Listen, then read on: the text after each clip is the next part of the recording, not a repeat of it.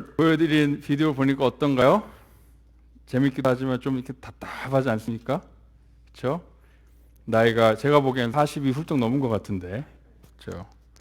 아직도 킨더가든에서 어린이들 같이 공부하고 있는 그런 아주 어이없는 그런 장면이 나옵니다. 뭐 40살 넘은 아저씨가 킨더가든 어린이들이 배우는 그런 걸 이렇게 배우면서 자기가 다른 애들보다 잘하다고 좋아하고 배우는 게 쉽다고 좋아하고 놀이터에서 놀 수 있어서 좋아하고 낮잠 자게 해준다고 좋아하고 그건 저도 좋을 것 같아요. 낮잠 자게 해준다. 그 다음에 그런데 누가 봐도 이상한 장면이 아닐 수가 없죠. 근데 우리가 본 비디오에 나오는 그 덩치 큰 그 아저씨의 문제점이 무언가요? 아마 유치원에 최소한 40년 이상은 다녔을 것 같아요. 그죠? 그분의 문제점이 뭘까요? 첫째는 일단은 유치원에 너무너무 오래오래 머물러 있다는 거예요. 그렇죠? 나이가 먹으면서 유치원에서 어디로 가야 되죠? 초등학교에서 중학교 이렇게 계속 진급을 해야 되는데 나이는 많이 드셨는데 다음 학교로 진급하지 않고 있다라는 그런 문제가 있죠. 만약 여러분의 자녀가 그렇다면 부모로서 얼마나 답답하고 큰 고민이 될까요? 몸은 커가는데 킨더가든이 좋다고, 킨더가든이 편하다고, 계속 킨더가든에만 있겠다고 하면 부모로서 여러분은 어떻게 하시겠습니까? 설득에 설득을 하거나 아니면 혼내서라도 어떻게 하죠? 다음 학년에 가도록 하겠죠. 근데 이 아저씨의 이 덩치 큰 아저씨의 더 큰 문제는 뭐냐면 그 문제는 그가 성장을 거부하고 있다는 거예요. 충분히 킨더가든에서 더 성장할 수 있는데 그 성장을 스스로 지금 거부하고 있다는 거예요. 지능이 모자라거나 아니면 학습 능력이 떨어져서 킨더가든에 어쩔 수 없이 머물러 있는 게 아니라 본인이 스스로 성장하기를 거부해서 본인의 선택으로 킨더가든에 머물러 있다는 것이 진짜 문제예요. 근데 그 아저씨가 왜 킨더가든에 머물고 있죠? 왜 그러죠? 지능이 모자라서 학습 능력이 떨어져서 그게 아니에요. 편하니까, 쉬우니까. 그래서 킨더가든에 남아있기로 스스로 결정한 거예요. 이런 마음가짐과 이런 자세가 더 큰 문제가 되는 거죠. 성장할 수 있는데 성장하기를 스스로 거부하는 삶. 편안과 쉬운 길을 택하기 위해서 성장하지 않기로 마음먹는 거. 성장을 못하는 게 아니라 성장을 안 하는 거. 그것이 바로 오늘 비디오에서 발견된 진짜 문제예요. 그렇죠? 그렇다면 우리 교회 안에서도 킨더가든에 머무는 이런 이 아저씨와 같이 이런 사람들이 교회에 있을까요? 없을까요?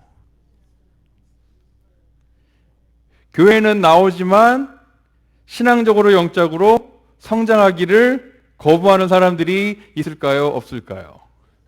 있죠. 심지어 교회는 오래 다녔지만 신앙의 성장이 없었고 더 중요한 건 성장의 필요를 느끼지를 못해요. 성장하기를 거부하는 사람이 안타깝게도 있죠. 그리고 더 심각한 것은 그런 종류의 교인들이 계속 늘어나고 있다는 거예요. 주일에 교회는 나오지만 성장을 못하는 것이 아니라 성장을 안 하는 사람들. 아니, 성장을 원치 않는 사람들. 그 아저씨처럼. 교회는 있는데, 분명히 교회는 나오는데, 신앙의 성장과 영적인 성장을 원치 않고, 거기에 관심이 없는 사람들. 이런 사람들이 교회에 분명히 존재하고 생각보다 많다는 거예요. 그리고 이 문제가 바로 오늘 본문 말씀에 나오는 라오디게아 교회가 가지고 있었던 심각한 문제였습니다. 자, 라오디게아 교회가 어떤 교회였는지 한번 살펴보도록 하겠습니다. 그렇죠?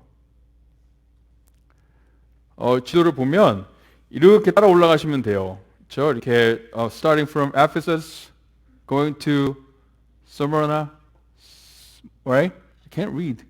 Pergamum, 그렇죠? 버가모 교회 이렇게 쭉 이렇게 like a up, like a kind of like this kind of shape.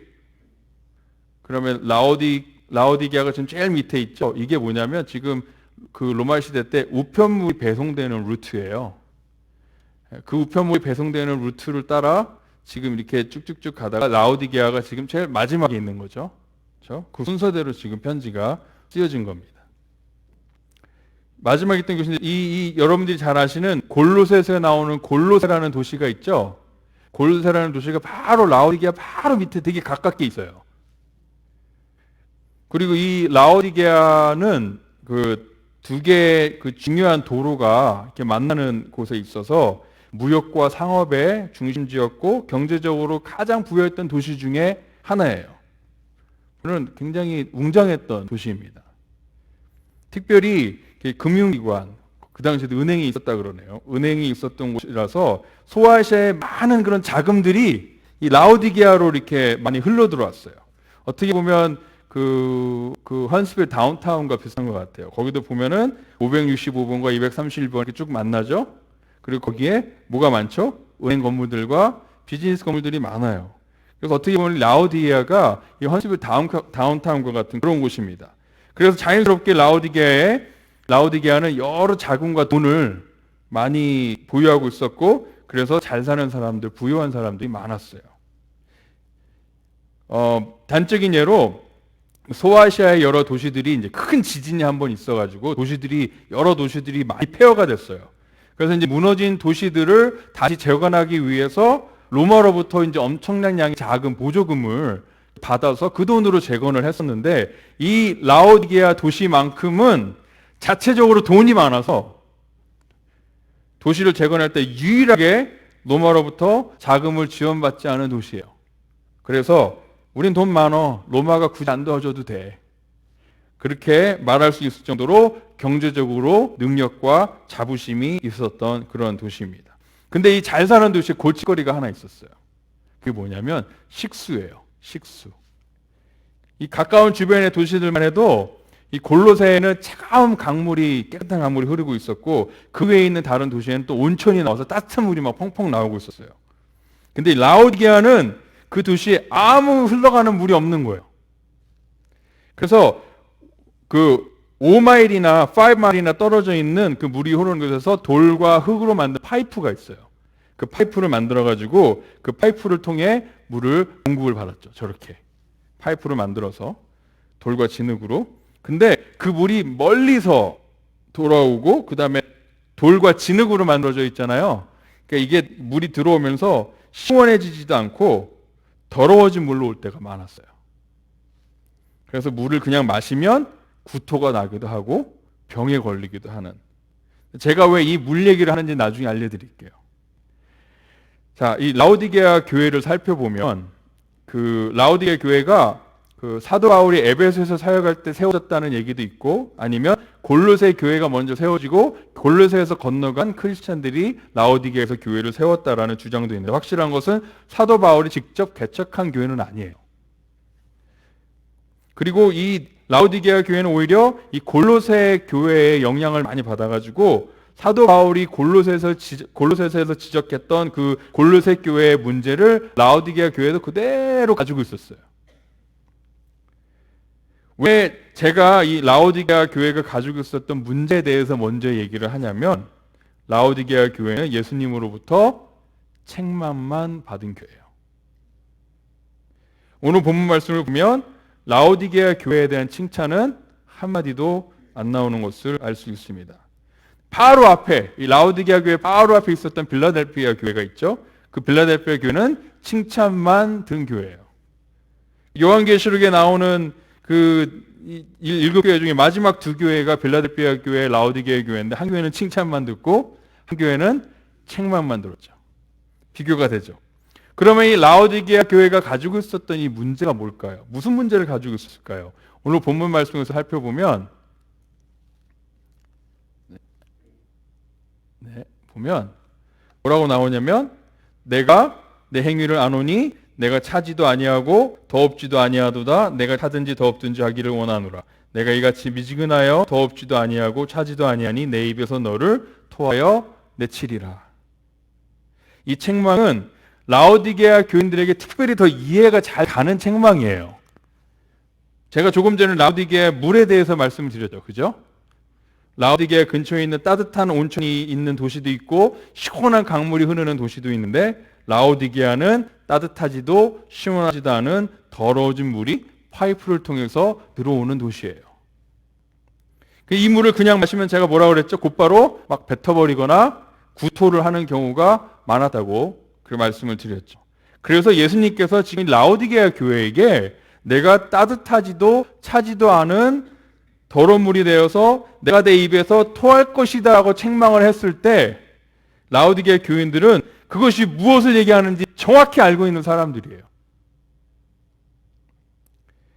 내 입에서 토하여 내치리란 말은 더 심하게 얘기하면 너희는 나를 토하게 만들 정도로 역겹다라는 그 말이 있는 거예요. 그러면 이 덥지도 차지도 않은 이 미지근한 상태, 영적으로 무엇을 의미하는 걸까요? 제가 예전에 이 제자의 삶이라는 설교 시리즈를 할 때 오늘 본문 말씀을 가지고 설교를 한 적이 있어요.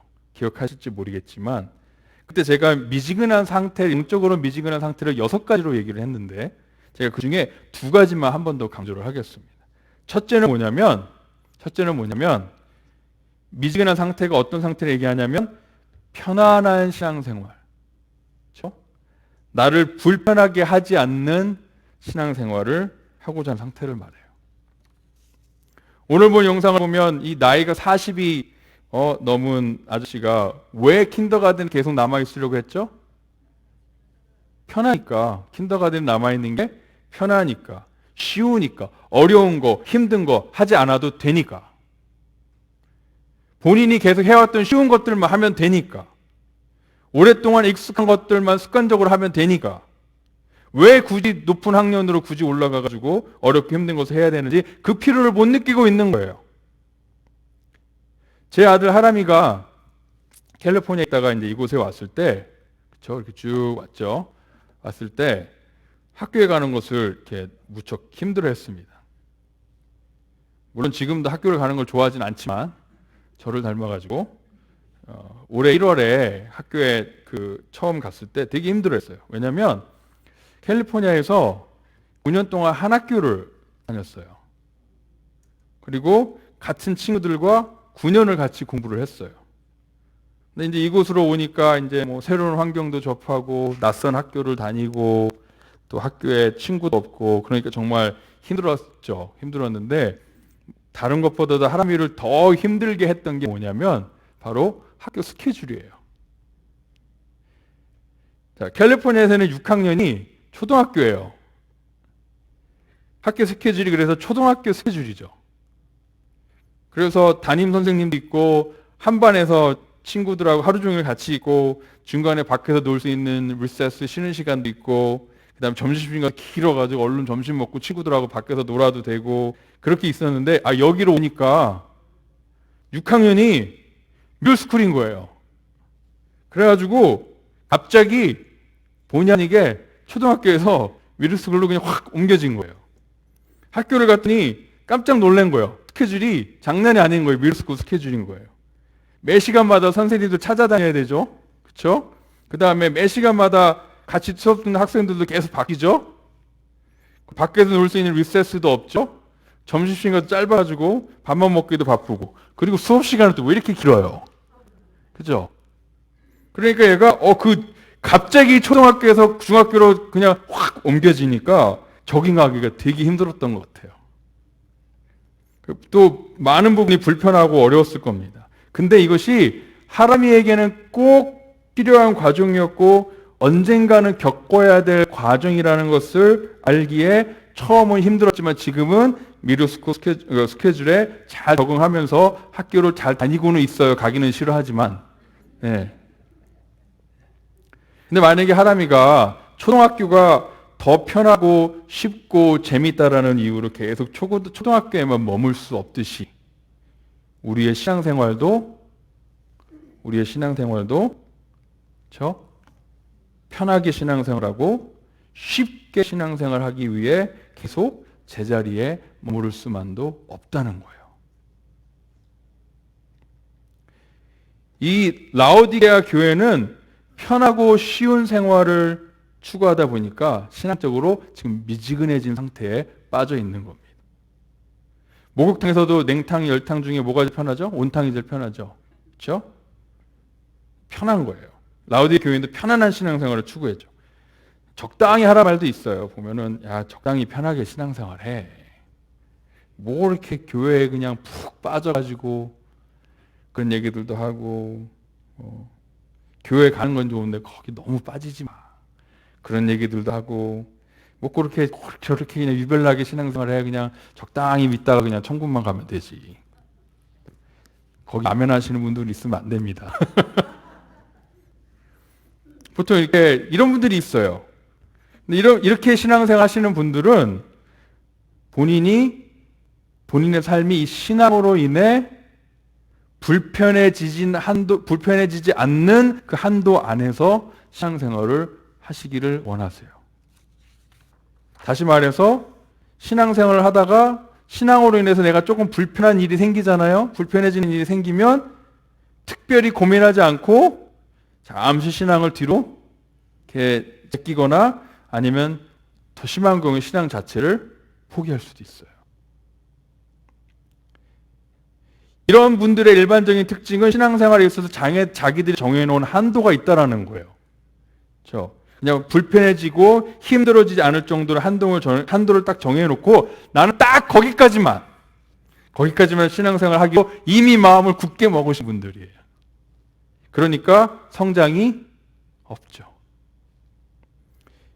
이런 분들을 살펴보면 신앙이 연약해서 아니면 능력이 안 돼서 아직 경험이 없어서 살아가는 것이 바쁘고 힘들어서 신앙의 진전을 못 이루시는 분들이 아니라 불편해지는 것이 싫어서 어렵게 힘들게 신앙생활 하는 것이 싫어서 그래서 본인의 의도대로 신앙의 진전을 이루지 않기로 나름대로 마음을 먹고 결단을 했다라는 그런 특징이 있어요. 그래서 성장을 못하는 것이 아니라 불편해질까봐 성장하기를 원치 않는 거.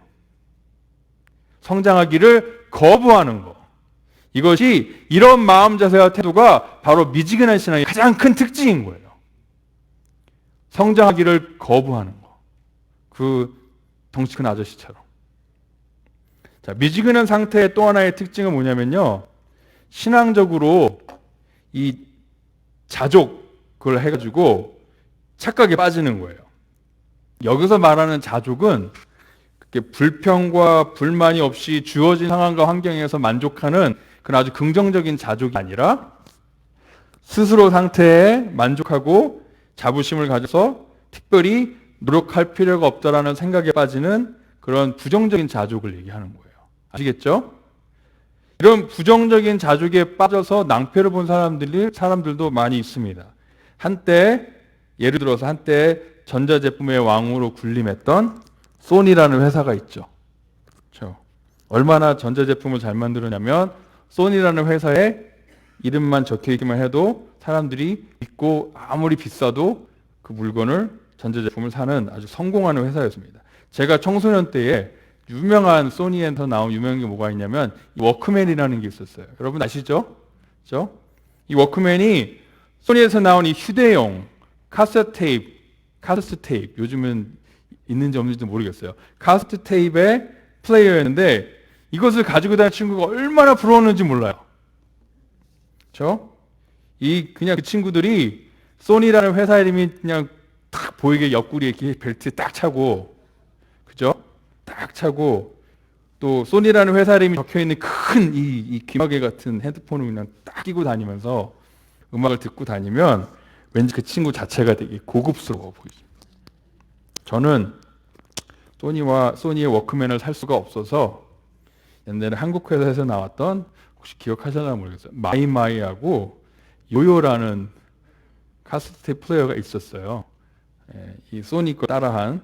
저는 이제 그거를 가지고 다니면서 이제 허리띠에는 당당하게 매지는 못하고 이렇게 가방에 잘 넣어가지고 듣고 다녔던 그럴 때가 있었습니다. 이 소니의 워크맨이 그 당시 얼마나 많이 팔렸는지 소니를 전 세계적인 명품 기업으로 이렇게 알려지게 한 그런 계기가 됐죠. 그래서 막 승승장구하면서 거의 세계의 전자제품 업계를 소니가 주름 잡았어요. 근데 소니가 어느새 제가 조금 전에 말씀드렸던 부정적인 자족을 하기 시작한 거예요. 어떤 자족이냐면 우리가 만들면 무조건 잘 팔린다. 그거예요. 그래서 기존에 잘 나가던 제품을 조금씩만 바꿔가면서 계속 그 제품들을 내놓는 거예요. 워크맨이 처음에 나왔을 때처럼 정말 새롭고 획기적이고 사람들의 일반적인 생각을 다 뛰어넘는 세계의 트렌드를 바꿀 수 있는 제품을 내놓기 위해 고민하고 노력을 해야 되는데 그것을 점점 하지 않고 스스로의 만족과 자부심에 빠진 거예요. 그러다가 어느 한 회사에게 뒷덜미를 확 잡히죠. 그 회사가 뭐냐면 바로 먹다 남은 사과예요. 네. 이 애플이 무엇을 만들었냐면 이걸 만들었어요. 아이팟. 그리고 이 아이팟은 음악을 듣는 디바이스의 개념을 그냥 완전히 확 바꿔버린 그런 제품이 됐죠. 애널로그에서 디지털로 바뀌면서 음악 세계를 완전히 바꿔버린 제품이에요. 그 이후로 소니의 워크맨은 몰락했고 사람들의 머릿속에 사라지기 시작했습니다. 이 부정적인 자족과 이 방심으로 인해서 이 소니는요 디지털 시대를 미리 준비를 하지 못했어요. 그래가지고 이제 다른 가전 제품마저도 지금 삼성과 LG에게 지금 다 주도권을 내주게 되고 지금 소니의 그 TV는 LG의 TV 패널을 받아가지고 만드는 TV예요. 그런 회사로 지금 이렇게 전락을 했죠. 요즘 소니가 요즘 TV 예전보다 더 잘 만든 얘기가 막 요즘 나오기 시작하는데 그것이 LG의 그 OLED TV 패널을 사용한 이유라고 얘기를 하더라고요. 이제 여러분 잘 아시지만 소니가 이제 주춤거릴 때 이제 삼성과 LG가 이제 새로운 가전제품의 강자가 됐고 요즘 뭐 베스트 바이는 어느 가게를 가더라도 제일 많이 볼 수 있는 게 삼성과 LG의 전자제품입니다. 이 소니가 부정적인 자족에 빠졌던 것이 소니의 몰락과 하락세의 시작이 됐다고 모든 경제 전문가들이 한 목소리로 얘기를 하고 있죠. 자, 오늘 라오디게아 사람들이 이 미지근한 상태에 빠진 것도 바로 이런 부정적인 자족이에요. 그 부정적인 자족으로 인해 착각에 빠진 거예요. 이 사람들이. 어떻게 주로 생각하냐면 이 정도 신앙생활이면 됐지? 아니면 이 정도면 잘하는 거야? 이 정도면 우리 회사 웬만한 사람보다는 신앙생활 잘하는 거야. 비교하는 대상이 있으면 내가 저 사람보다는 신앙이 낫지.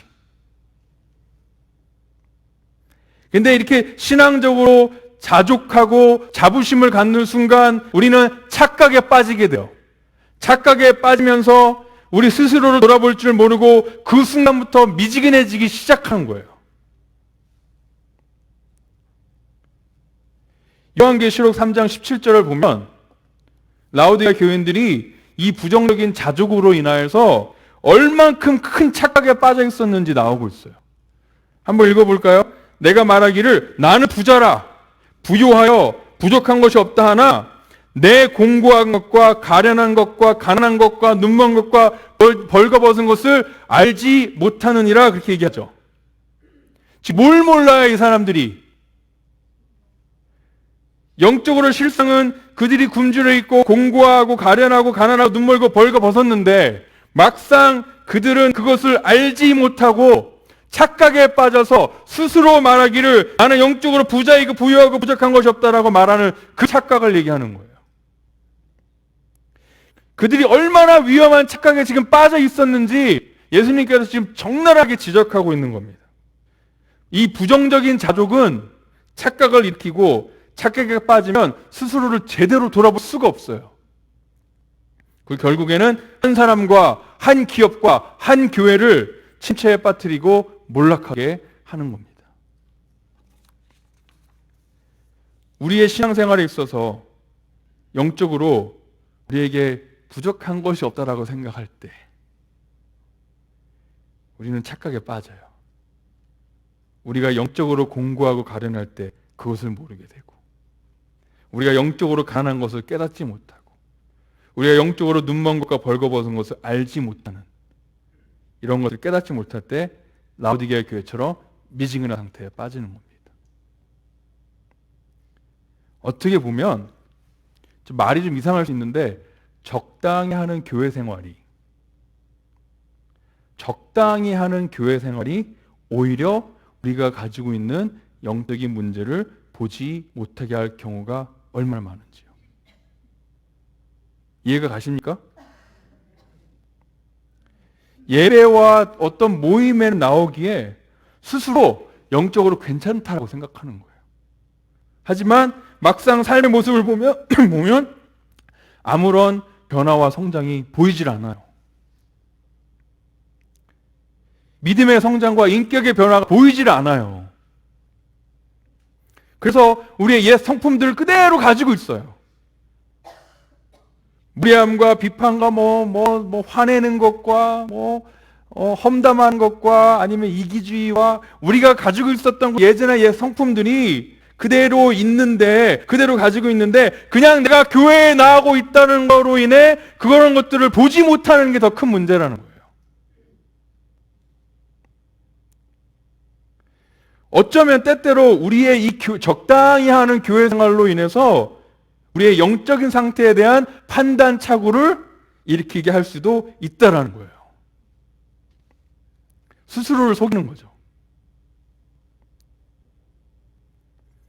잘 들으십시오. 우리의 영적인 부흥이 우리의 교회 생활을 더 풍성하게 해요. 확실히. 그죠? 우리의 영적인 부흥이 교회 생활을 더 풍성하게 하지만 교회 생활이 항상 영적인 풍성함으로 연결되는 건 아니에요.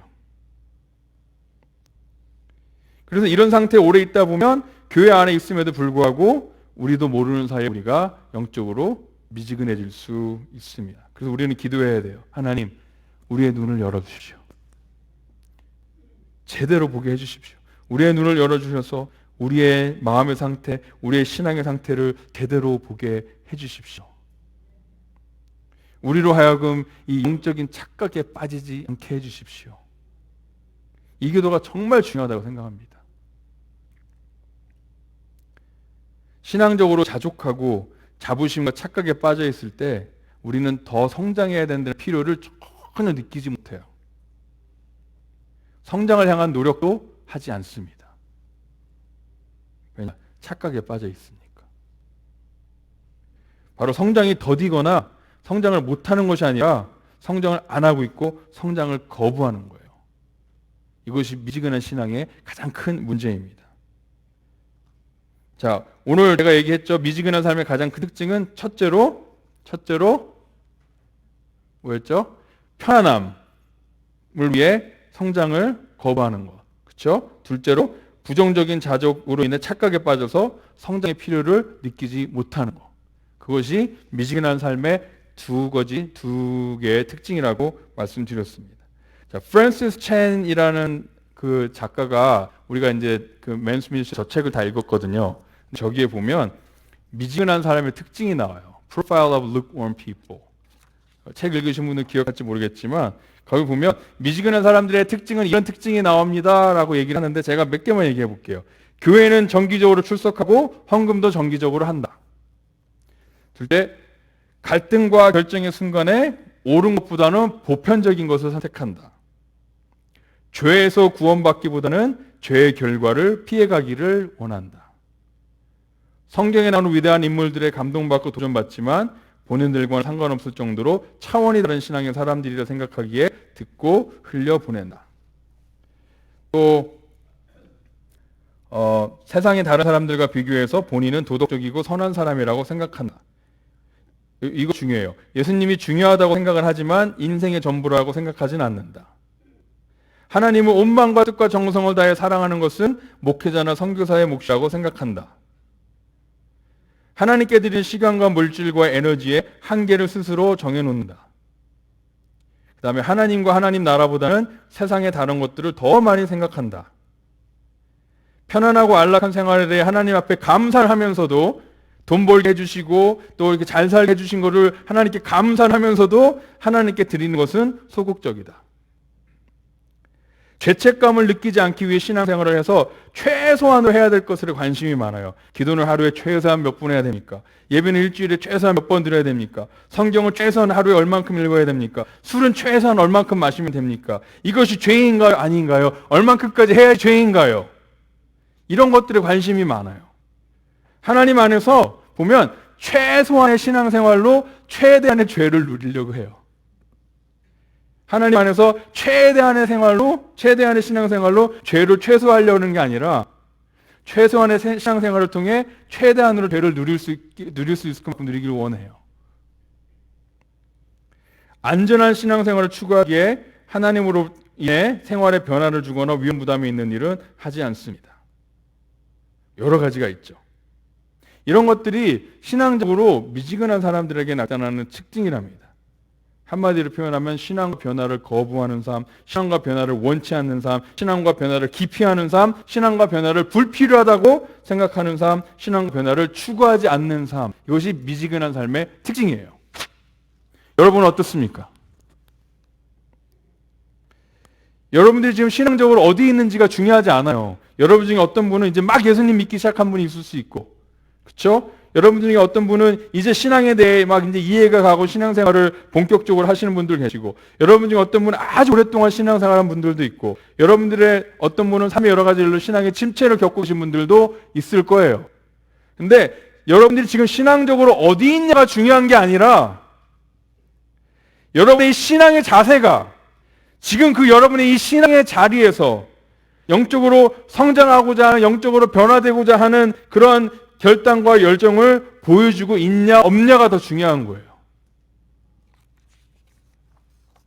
여러분들의 믿음이 적다고 위축될 필요도 없고요. 여러분의 신앙의 열리는 길이라고 안심할 필요도 없습니다. 지금 신앙적으로 어디 있든지 여러분들이 신앙적으로 성장하고자 하는 마음이 없고 변화하고자 하는 마음이 없으면 여러분은 신앙생활 몇 년을 했어도 미지근한 신앙이 되는 거예요. 자, 그럼 우리가 미지근한 삶에서 벗어나서 우리의 신앙이 성장하고 우리의 삶이 변화되기 위해서 어떻게 해야 될까요? 그럼 어떻게 해야 될까요? 한번 이거 읽어볼까요? 내가 이미 얻었다 함도 아니요 오직 이루었다 함도 아니라 오직 내가 그리스도 예수께 잡힌 바 된 그것을 잡으려고 쫓아가노라. 지금 사도 바울이 한 얘기거든요. 사도 바울이 그리스도의 제자로서 자기의 삶을 돌아보고 지금 어떤 결론을 내렸냐면 내가 이미 얻었다 함도 아니 온전히 이루었다 함도 아니라라는 결론을 내렸어요. 이게 어떤 결론이냐면 사도 바울 마음에 지금 어떤 마음이 있는 거냐면 나는 아직 멀었다. 나는 아직 부족하다. 나는 아직 더 성장해야 된다. 나는 아직 더 변화돼야 된다라는 그 마음이 있는 거예요. 우리가 그렇게 존경하는 사도 바울의 이 마음에도 자신의 신앙에 대한 불만족스러운 마음이 있었는데 우리는 이것을 뭐라고 부르냐면 거룩한 불만족이라 불러요. Holy discontentment. 뭐라고요? 거룩한 불만족. 이것은 우리가 불평할 때 하는 그런 불만족이 아니에요. 가끔씩 제 와이프가 이렇게 물어봅니다. 아주 저를 긴장하게 만드는 질문인데 바로 이 질문이에요. 왜? 불만 있어? 딱 물어봐요. 그럼 저는 어떻게 대답을 해야 될까요? 불만이 있어도 없다고 해야 될까요? 아니면 있다고 솔직히 얘기해야 될까요? 엄청난 지혜가 필요한 순간이에요. 짧은 순간에. 앞으로 제가 행복하려면 정말 대답을 잘해야 돼요. 제 아내가 이렇게 물어보죠. 왜 불만 있어? 불만 없지?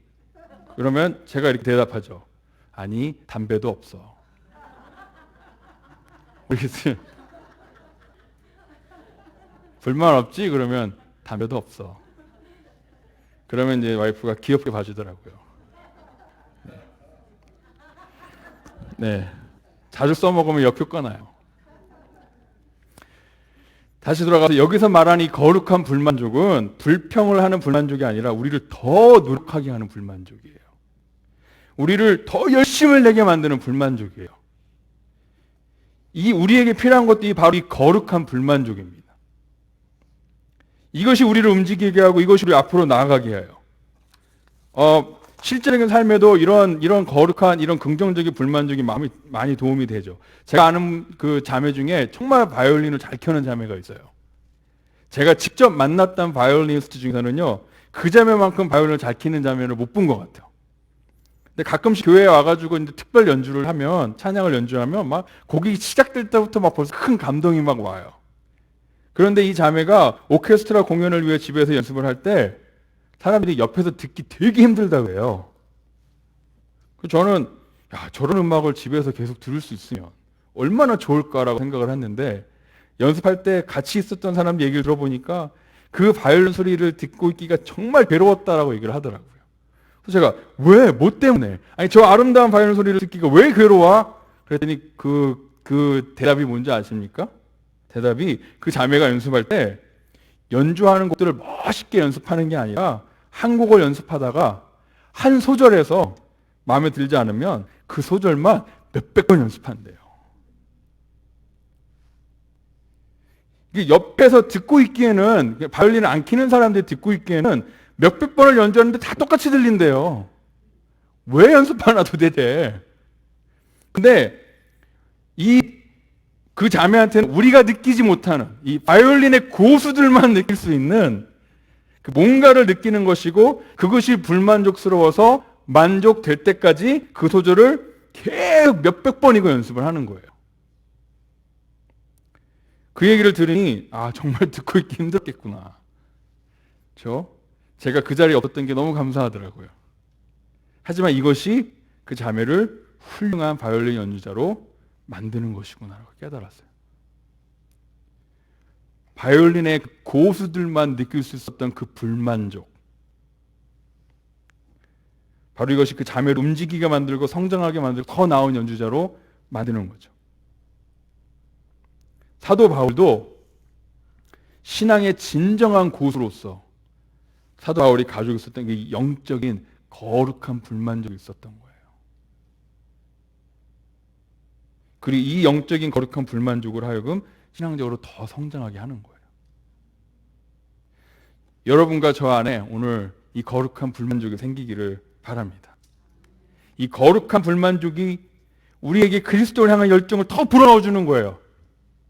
이 거룩한 불만족이 우리의 신앙의 목표를 향해 한 발자국 한 발자국 움직이게 만드는 거예요.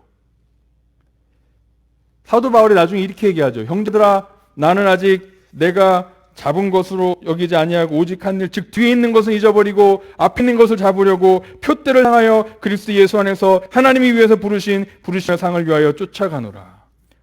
사도 바울은 다시 한번 거룩한 불만족을 얘기해요. 그리고 그 거룩한 불만족에 머물러 있는 것이 아니라 그 거룩한 불만족을 가지고 뒤에 있었던 일들을 후회하거나 자책하는 것이 아니라 앞에 있는 표대를 바라보고 곧 예수 안에서 하나님께서 사도 바울에게 부르셨을 때 약속하신 그 상을 바라보며 더 힘과 열정을 향해 나아가는 거예요. 혹시 여러분들이 이 신앙에 있는, 여러분들이 영적으로 가지고 있는 이 거룩한 불만족이 있을 때 그것을 막 여러분들이 막 후회를 일으키거나 자책하게 만들거나 포기하게 만드는 데 쓰여지지 않길 간절히 부탁드립니다. 이 거룩한 불만족은 우리로 하여금 뒤에 것을 잊어버리고 앞에 있는 것들을 잡기 위해 우리를 다시 달리게 하는 데 쓰임받는 거예요. 이 거룩한 불만족이 우리의 신앙의 목표 상급을 바라보게 하기를 원합니다. 그리고 그 목표 상급을 우리로 하여금 쫓아가기를 바랍니다. 결론 맺겠습니다. 자, 신앙적으로 미지근한 삶의 가장 근본적인 특징이 뭐냐면 신앙의 성장을 못하는 것이 아니라 신앙의 성장을 원치 않고 거부하는 것이 그의 특징이에요. 아시겠죠? 그게 미지근한 삶의 특징입니다. 미지근한 삶은 우리가 편안한 신앙생활만 추구할 때 생기고 또 우리가 신앙에 대해 부정적인 자족을 하여 착각에 빠질 때 생깁니다. 아시겠죠?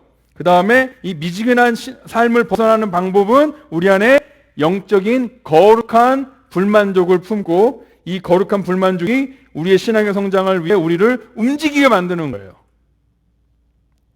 우리의 신앙의 목표 상급을 향해 달려가게 만드는 거예요. 우리에게 필요한 것은 이 거룩한 불만족입니다. 우리 모두가 정말 날마다 예수님을 더 원하고 어제보다 더 원하고 어제보다 오늘 더 원하고 오늘보다 내일 더 원하는 그런 우리의 삶. 왜냐? 우리 안엔 예수님을 향한 거룩한 불만족이 있어요. Jesus, I want you more. Jesus, I want this more. That thirst, that holy discontentment, that's what we need. 기도하겠습니다. 하나님 감사합니다.